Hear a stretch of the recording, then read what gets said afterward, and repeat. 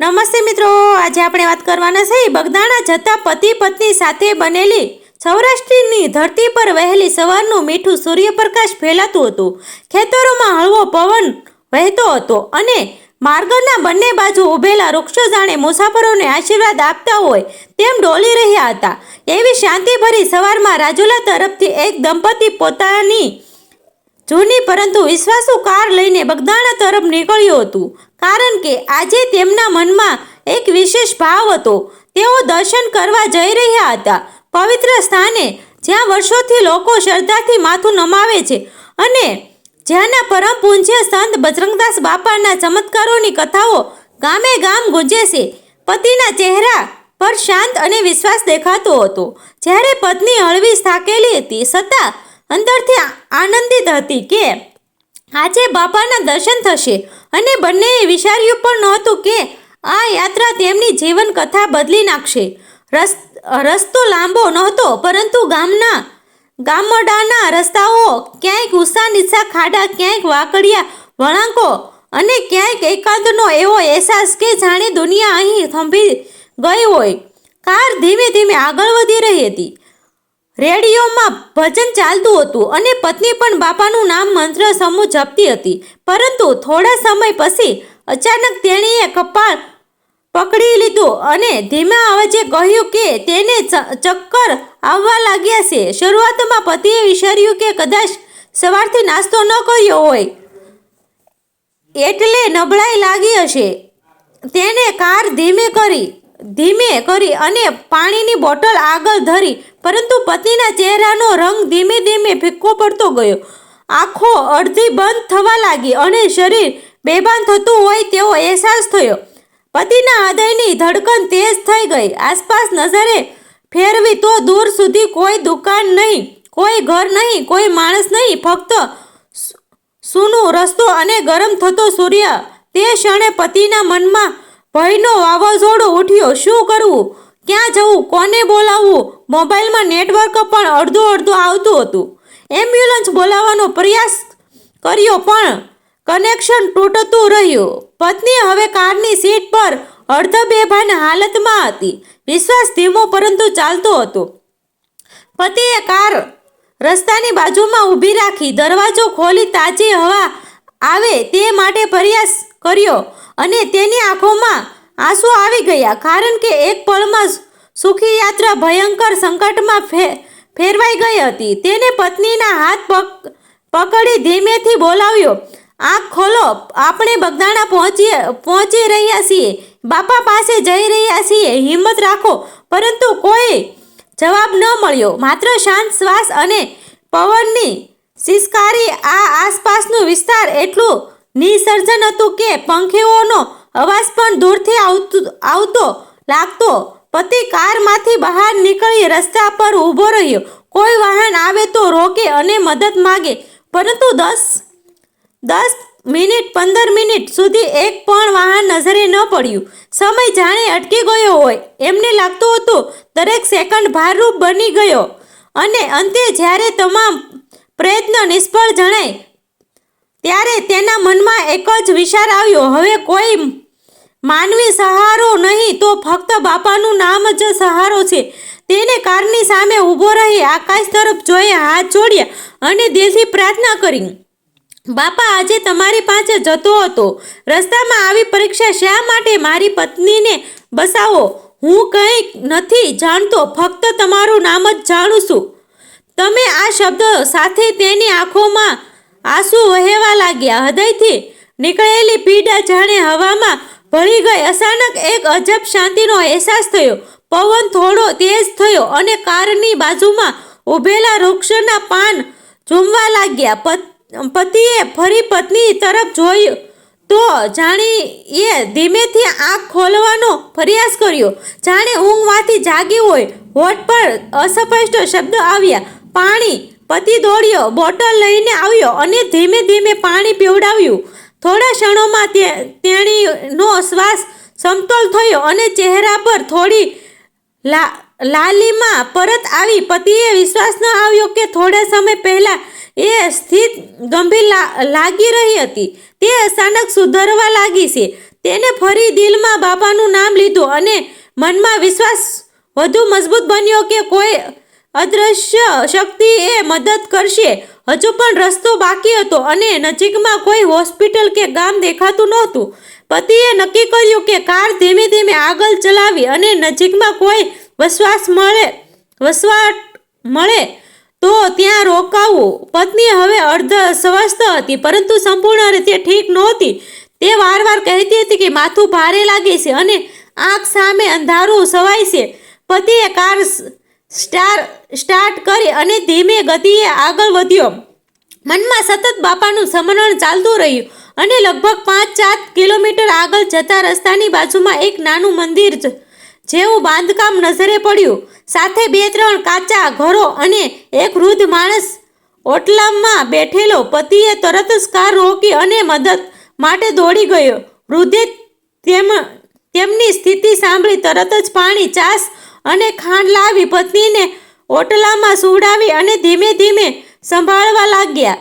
ગામના 2 યુવાનો પણ ત્યાં આવી ગયા અને કહ્યું કે નજીકમાં એક નાનું દવાખાનું છે, ત્યાં તાત્કાલિક સારવાર મળી શકે. પતિના મનમાં આશાનો દીવો ફરી પ્રગટ્યો. તેને પત્નીને સંભાળી કારમાં બેસાડ્યું અને યુવાનોના માર્ગદર્શન તે દવાખાને પહોંચ્યો.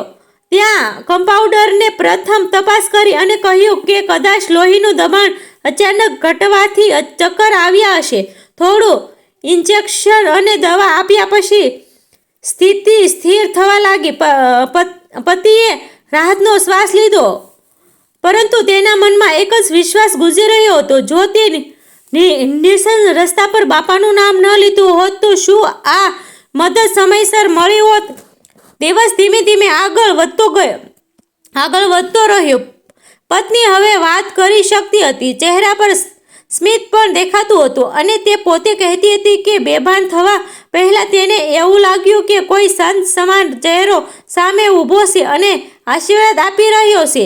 પતિ આ વાત સાંભળી શરીરમાં શરમરો દોડ્યો કારણ કે તેને પણ પ્રાર્થનામાં બાપાને જ યાદ કર્યા હતા અને બંનેએ નક્કી કર્યું કે આજે જે બન્યું તે કોઈ સામાન્ય સંયોગ નથી. આ તેમની શ્રદ્ધાની પરીક્ષા હતી. સાંજ સુધી તેઓ થોડું આરામ કરીને ફરી બગદાણા તરફ નીકળ્યા. સાંજનો સમય નજીક આવતો હતો. આકાશમાં કેસરીયો રંગ છવાઈ રહ્યો હતો અને દિવસભરના સંકટ પછી પતિ પત્નીના મનમાં એક અનોખી શાંતિ ઉતરી રહી હતી. દવાખાનામાંથી થોડું આરામ કરીને અને ગામ લોકોના આશીર્વાદ લઈને તેઓ ફરી બગદાણા તરફ નીકળ્યા. હવે કારની ગતિ ધીમી હતી પરંતુ હૃદયમાં વિશ્વાસ તેજ હતો કારણ કે થોડા કલાક પહેલાં જ નિર્જન રસ્તા પર નિરાશા છવાઈ ગઈ હતી.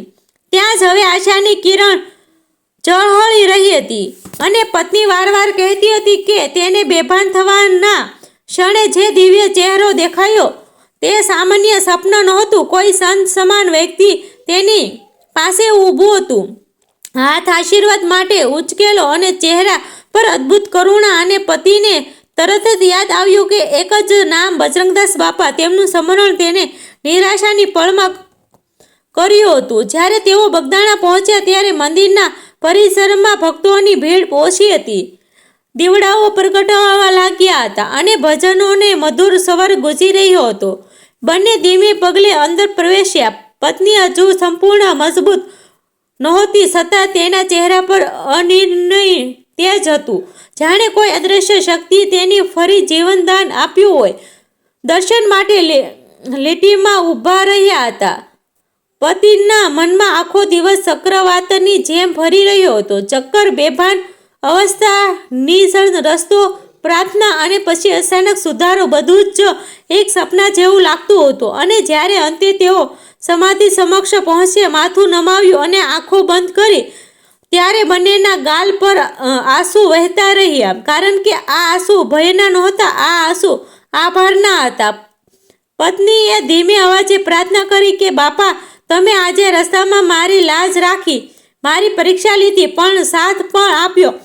અને એ ક્ષણે તેના શરીરમાંથી જે ભાર ઉતરી ગયો હતો તે વર્ણવી શકાય તેમ નહોતો. પતિએ પણ મનમાં સંકલ્પ કર્યો કે હવે જીવનમાં કોઈ પણ સંકટ આવે તો સૌથી પહેલાં વિશ્વાસ નહીં તૂટે, કારણ કે આજે તેણે અનુભવ્યું હતું કે સાચી શ્રદ્ધા માત્ર શબ્દો નથી, પરંતુ હૃદયની તળિયેથી નીકળેલી પોકાર છે કે ક્યાંક ને ક્યાંક સંભળાયેલ જ છે.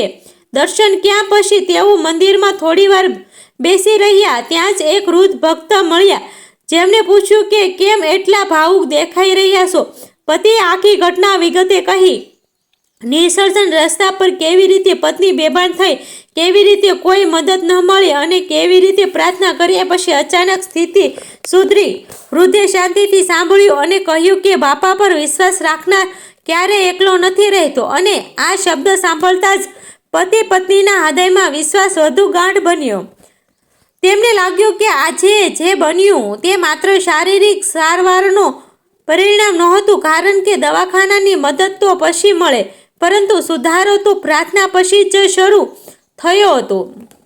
આ ઘટના પછી તેઓ ગામ પરત ફર્યા ત્યારે પરિવારનો અને પાડોશીઓને પૂછપરછ કરી, કારણ કે મોડું થવાથી બધાને ચિંતા હતી. જ્યારે સંપૂર્ણ ઘટના સાંભળવામાં આવી ત્યારે ગામમાં ચર્ચા ફેલાઈ ગઈ કે રસ્તામાં થયેલા સંકટમાંથી તેઓ ચમત્કારી રીતે બચી ગયા.